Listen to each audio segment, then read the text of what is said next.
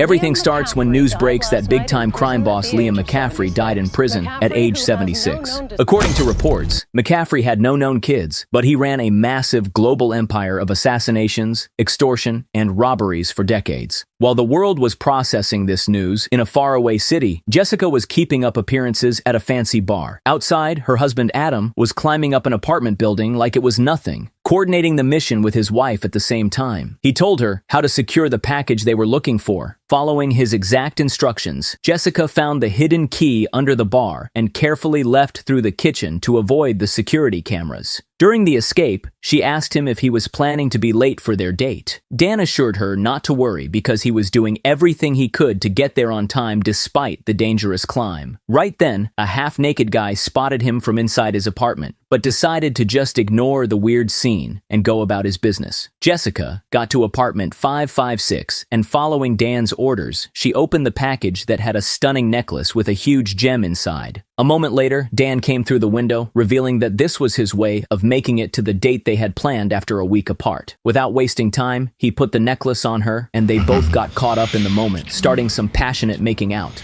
Right in the middle of everything, their son Kyle called. Jessica suggested ignoring it, but Kyle kept calling over and over, so she finally picked up. On the other end, Kyle desperately told them that Max, his brother, had thrown up all over the new couch. It's date night, buddy. What's up? Max barfed, that's what. What was in it? Gatorades, Cheerios, carrots, I think. Did it get on the new couch? A little bit.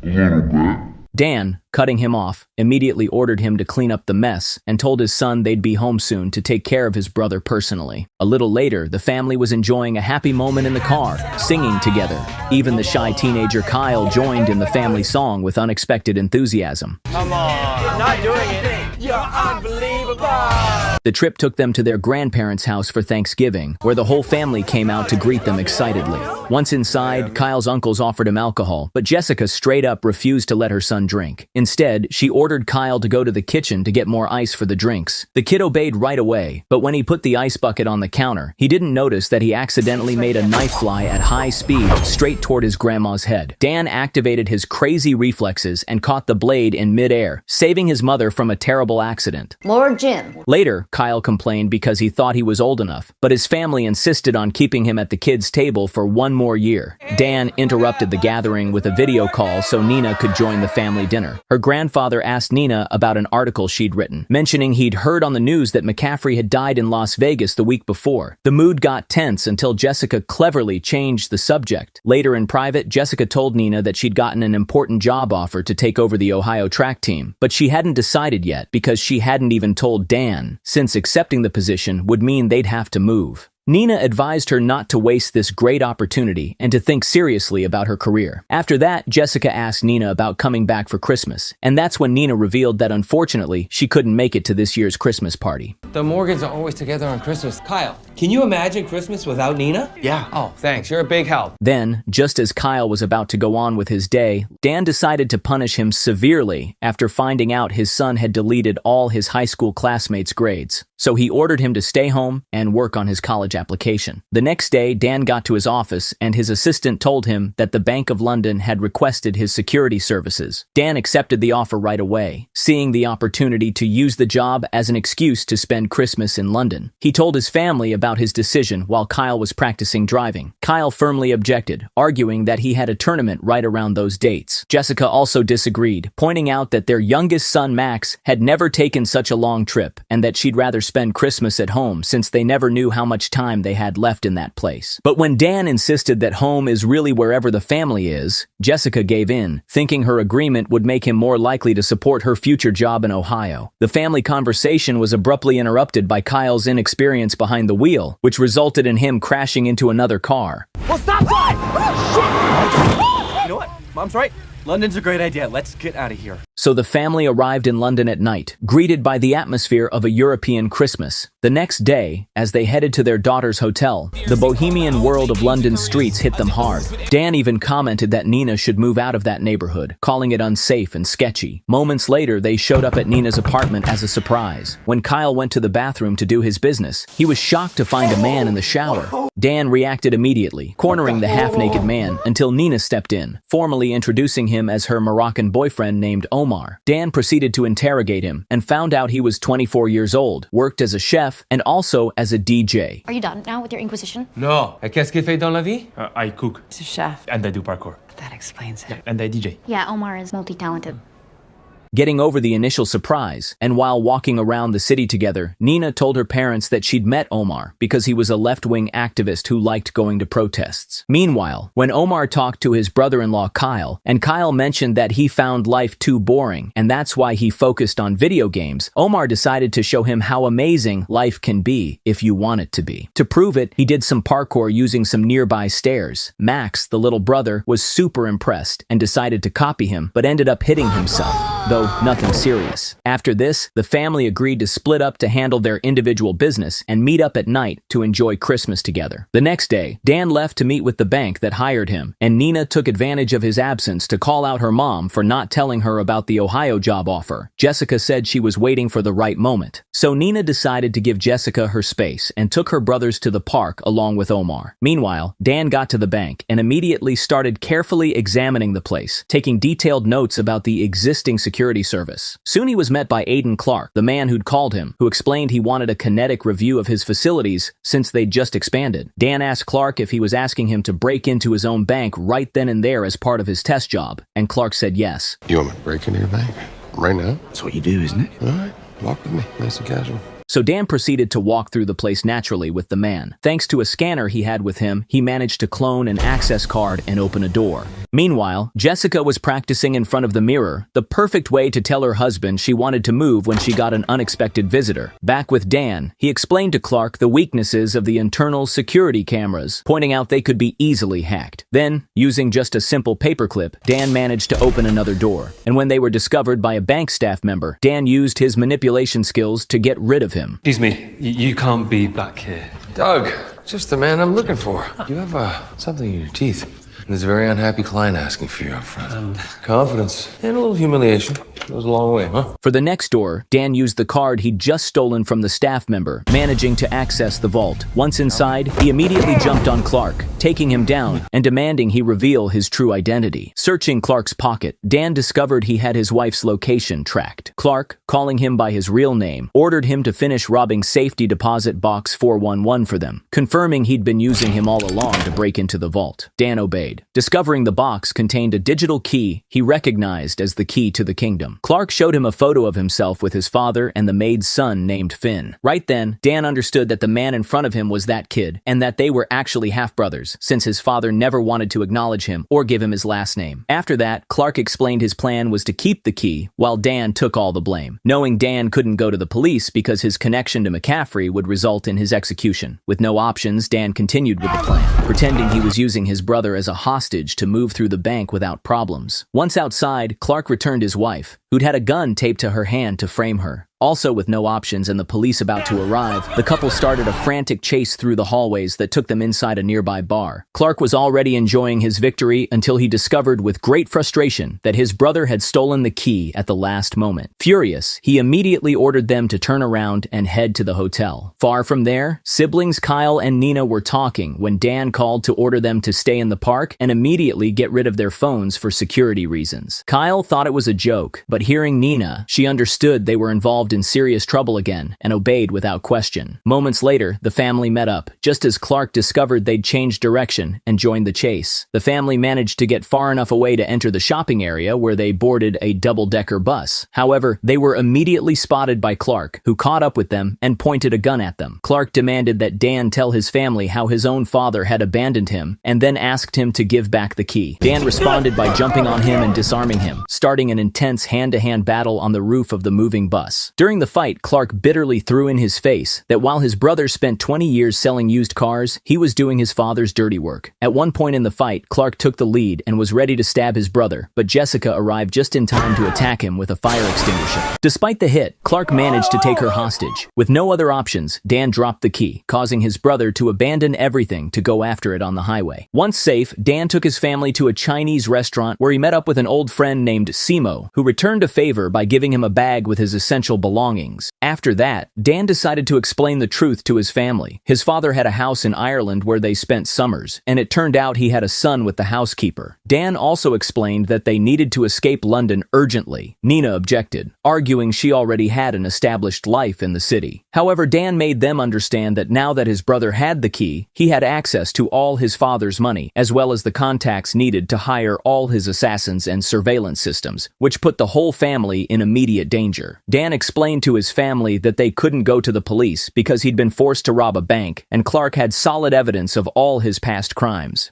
After this tense moment, we saw Clark arrive in Paris, while the family, including Omar, who refused to leave his girlfriend Nina, used a boat to head to international waters. During the journey, Nina told her father that when she arrived in London, she'd felt really good, because even though it seemed stupid, she felt like she could change the world. But now, because of her father's past, they were on the run again. She added that all this gave her brother Kyle enough excuse to keep being angry at them. Meanwhile, Clark arrived at a mansion in Paris where he was received by the butler named Bigram. Clark explained that after his father's death, he was there to take over the family business. Bigram was initially reluctant, claiming he hadn't received any sign from McCaffrey before his death, but changed his mind immediately when he saw Clark had the digital key. Once inside the mansion, Clark demonstrated his power by breaking all his father's photos, and through the key, gained access to the system that connected him to the world of assassins and over $500 million in his bank account. Meanwhile, Dan explained to his family that they needed to go to Paris to finish off his brother, since that was the city where he'd grown up. This surprised Jessica, as she'd never known about that part of his past. Okay, why Paris? It's where I grew up. What? I didn't tell you that? I'm sorry, I thought we were trying to get away from Uncle Asshole. Tried to kill us. So, after traveling uncomfortably in an animal truck, despite Jessica's disgust, Dan convinced his family to stay at the house of Svetlana, a former Russian spy. Dan assured them that although they'd had a relationship in the past, it hadn't been anything serious. Jessica felt jealous at the idea that Svetlana might be a beautiful woman. However, when they finally met her, they discovered she was now an eccentric old lady and a passionate cat lover, which to Jessica's relief, still had a harmless fondness for Dan. Svetlana showed them their London escape had made the newspapers. Then Dan told her what happened with his brother and asked for help connecting with his father's services. So Dan soon managed to arrange a meeting with Clark in Paris. Jessica feared for her husband's life, but Dan promised he'd be extremely careful. So Dan showed up at a museum to meet his brother. There, Clark told him that in the past, when he was only 12 years old, he waited outside the mansion in the rain for hours, just to catch a glimpse of the life his father enjoyed with Dan. And although he wanted to approach them and yell that he was also part of the family, he couldn't move because his legs were frozen from the extreme cold. After that, Clark claimed to know that his father had even tried to kill Dan because he abandoned his family. Dan assured him that if he'd known about their connection in the past, he would have treated him like his own family, and that he was there now because he wanted to end this whole situation before it got worse. However, Clark refused to leave behind the whole empire of unlimited resources in exchange for a simple family relationship. Dan warned him his father was crazy and that he had no problem with him keeping all his money, but strongly advised him not to follow his father's footsteps because now that he wasn't alive anymore, he had nothing to prove to anyone. Still, Clark refused to accept the advice. So Dan proceeded to warn him that if he didn't stop his whole plan against him, he'd show him the ruthless killer his father had raised, because if he got near his family, he swore he'd tear him to pieces. However, without wasting time, Clark immediately hired a whole team of elite assassins and offered to pay them triple to whoever could take down Dan. My knobhead of a brother came to Paris to try to stop me. Whoever stops him gets triple their rate. While preparing for the coming war, Dan told his wife the meeting with his brother had gone badly. As payback for the imminent danger, Dan decided to take advantage of the free time so the whole family could spend Christmas in Paris trying to create an appearance of normalcy. Then, while his family slept, Dan met with Svetlana to have a drink and thank her for her help. Right then, Svetlana proceeded to apologize, revealing she'd decided to turn him over to his brother in exchange for the reward. She'd done it by putting sleeping pills in his drink, and although she was now sorry after meeting his family, she couldn't fix it. She could only warn him that the assassins were approaching the house. Dan immediately woke his family, warning them of the danger. Svetlana explained that although she'd betrayed them in the past, now she was trying to help them by giving them her car keys so they could escape. As they got in the vehicle, they noticed there were already men outside the house. With no options, Kyle took the wheel, but since the car was manual, he had trouble moving forward, so his mother had to quickly help him with the gears. So they left the house, starting a chase through the city and its Christmas decorations, while dodging shotgun blasts from their relentless pursuers. Soon they came to a dangerous crossroads, as they were forced to go down some stairs, which looked like certain death. However, Kyle managed to stabilize the vehicle at the last moment and continued the escape, until after a strong impact, they finally got rid of the assassins. The next day, once Dan recovered from the effects of the sleeping pills, he explained his plan was to take his family somewhere they could have a normal life, and that he'd most likely have to take the blame for the supposed bank robbery to protect them. However, Nina appeared with her brothers to make it clear they had no intention of abandoning him, and that they'd stick together. Dan accepted their support, and so the family understood they couldn't live running forever, but they also couldn't reveal their true identity, since Dan would go to prison, and their enemies would take revenge by attacking his family. At this, Omar proposed contacting his father, claiming he could help them. However, nobody took his suggestion seriously. I should call my dad. I love you so much, but it's just really, the family bonding is probably a trigger. No, it's not that. No.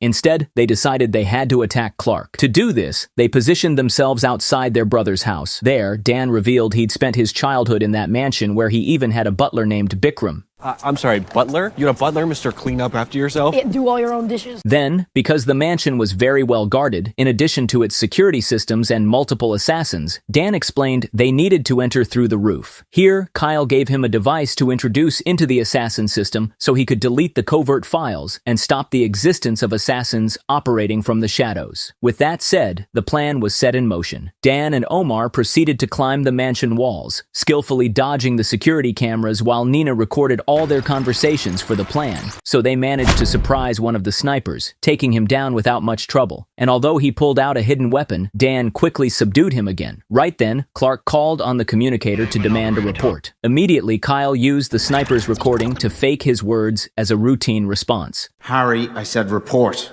Okay, got something. You cheeky prick. When you work for me, you do things as I say. Is that clear? Not so.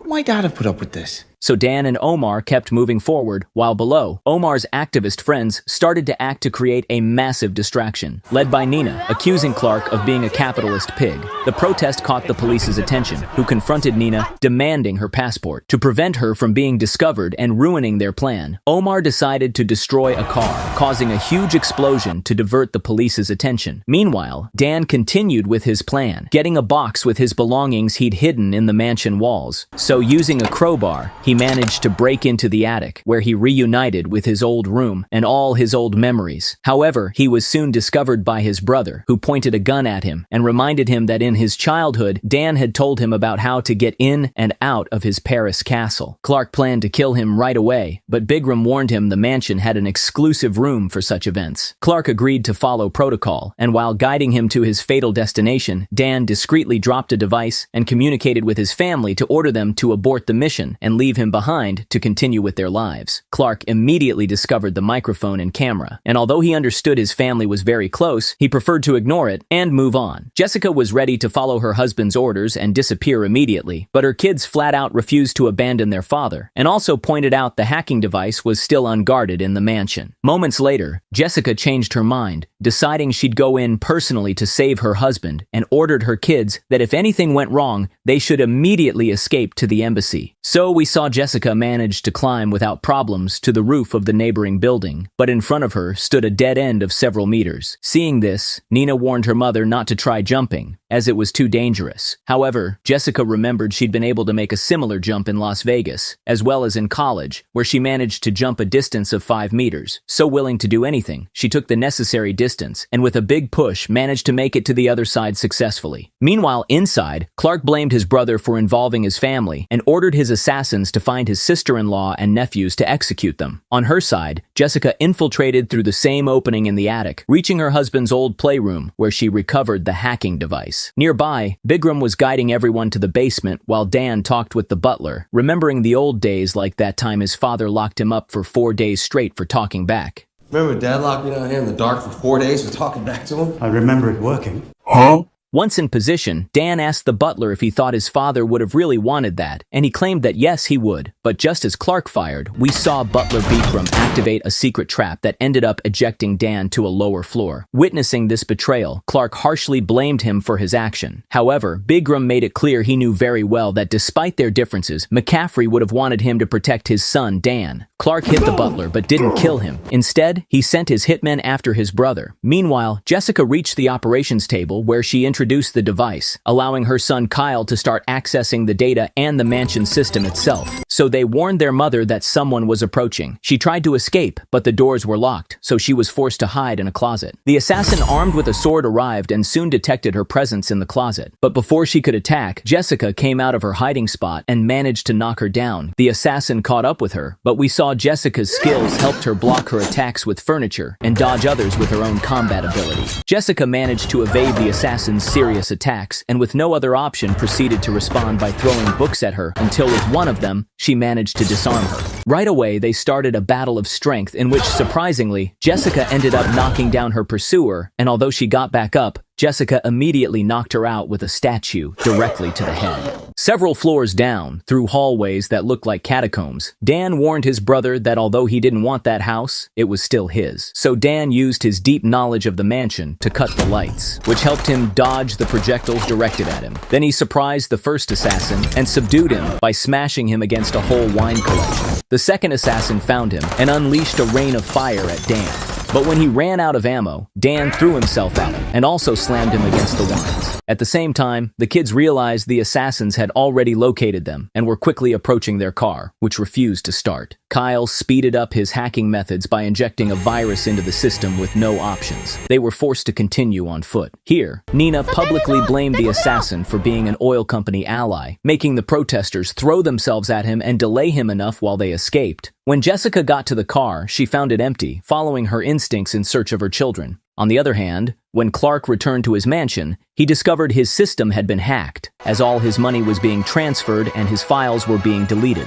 Right there, Dan appeared, greeting him with a smile, seeing his whole plan was ruined. Blinded by rage, Clark grabbed his gun and started chasing his brother, swearing he'd murder his whole family. But Dan intercepted him on the way and managed to disarm him, starting another battle that extended to the roof as they both went through the windows. Here, Dan advised his brother to give up, since his parents' empire no longer existed. Still, Clark refused to accept, and the battle continued to the inside of a church where they fought at great heights on a bell under renovation. With his first attack, Clark managed to knock Dan down, but when he was ready to deliver the final blow, he discovered his brother had disappeared. Far from there, the kids were trying to hide inside a carousel. Soon they were found by their mother, but at the same time, by the assassin. Still, they managed to distract him enough for Jessica to arrive, and together they expelled him from the carousel. Moments later, they caught the police's attention seeking their protection, as in return they revealed their identity as the robbers from England. Back at the bell, Dan revealed to Clark that if he'd introduced himself as his brother from the beginning, he could have been part of his family, but instead he decided to attack them. But Clark made it clear he only wanted to kill him, and that he didn't need his father's empire, since he'd always risen from nothing on his own. Face to face, the battle resumed, with both violently hitting the bell again and again.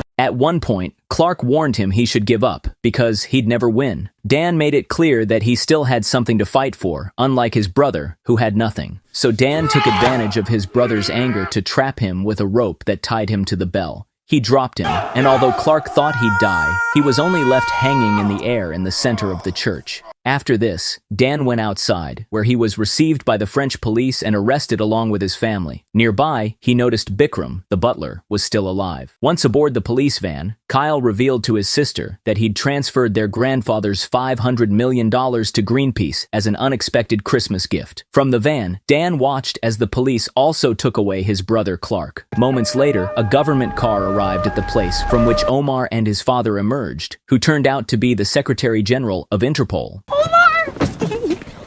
Okay, I'm happy to see him too, that's enough. This is my dad. He's the Secretary General of Interpol. Excuse me, could you maybe have mentioned that? I tried many times. In the middle of introductions, Jessica finally worked up the courage to tell her husband she'd gotten a job offer in Ohio. That's my wife, Jessica. Hi. Soon to be head of women's track at Ohio State. Ohio State. That's incredible. Oh my gosh! It's incredible. Why didn't you tell me? Max, the youngest son, took advantage of the distraction to hug a Santa Claus passing through the park. 11 months later, in Ohio, we see the family had moved to support Jessica's career. There, through a video call, Dan talked to Omar, regretting he couldn't visit them, but advised him to work hard studying and assured him he hoped to see him at Christmas. After seeing his youngest son already practicing parkour with his permission, Nina and Kyle arrived to spend Thanksgiving together. But just before the end, we saw that a month later, Clark in prison received a visit from his brother, who gave him his Christmas present, the coat he'd wanted so much, and they decided to spend the time they had left playing cards. So there you have it. Nothing says happy holidays quite like stealing from banks, fighting your evil half-brother on a church bell, and accidentally donating $500 million to Greenpeace. Family bonding at its finest.